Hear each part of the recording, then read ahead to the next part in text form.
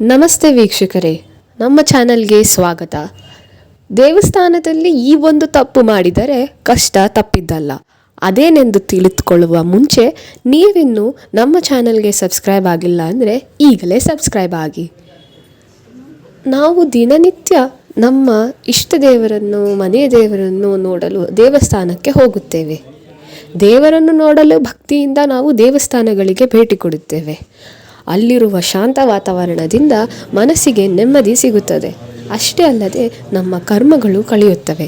ದೇವಸ್ಥಾನಕ್ಕೆ ಹೋಗಿ ಅಲ್ಲಿ ದೇವರ ದರ್ಶನದಿಂದ ನಮ್ಮ ಕೆಟ್ಟ ಕರ್ಮಗಳು ಕಳೆಯುತ್ತವೆ, ಹಾಗೆಯೇ ನಮ್ಮ ಕಷ್ಟಗಳು ಕೂಡ ಕಳೆಯುತ್ತವೆ. ಆದರೆ ನಾವು ದೇವಸ್ಥಾನದಲ್ಲಿ ಮಾಡುವ ಈ ಒಂದು ಸಣ್ಣ ತಪ್ಪಿನಿಂದ ನಮ್ಮ ಕಷ್ಟ ಹೆಚ್ಚುತ್ತವೆ, ಕೆಟ್ಟ ಕರ್ಮಗಳೂ ಹೆಚ್ಚುತ್ತವೆ.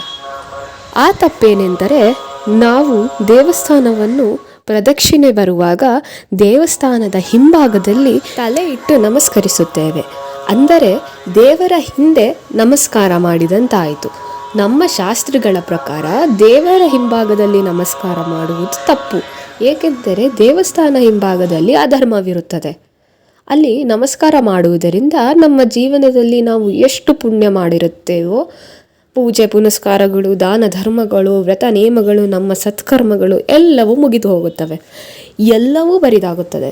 ಆದರೆ ಅದರ ಯಾವ ಫಲಗಳು ನಮ್ಮಲ್ಲಿ ಉಳಿಯುವುದಿಲ್ಲ. ಬದಲಿಗೆ ಅಧರ್ಮವು ಬೆನ್ನಿರುತ್ತದೆ. ವಿಷ್ಣು ಪುರಾಣದ ಪ್ರಕಾರ ದೇವಸ್ಥಾನದ ಮುಂಭಾಗ ಧರ್ಮವಿರುತ್ತದೆ, ಹಿಂಭಾಗದಲ್ಲಿ ಅಧರ್ಮ. ಆದ್ದರಿಂದ ನಮಸ್ಕಾರ ಮಾಡಬಾರದು. ಮತ್ತೊಂದು ನಿಮಗೆ ಗೊತ್ತಿರದ ಮಾಹಿತಿಯೊಂದಿಗೆ ಮುಂದಿನ ವಿಡಿಯೋಲಿ ಸಿಗೋಣ.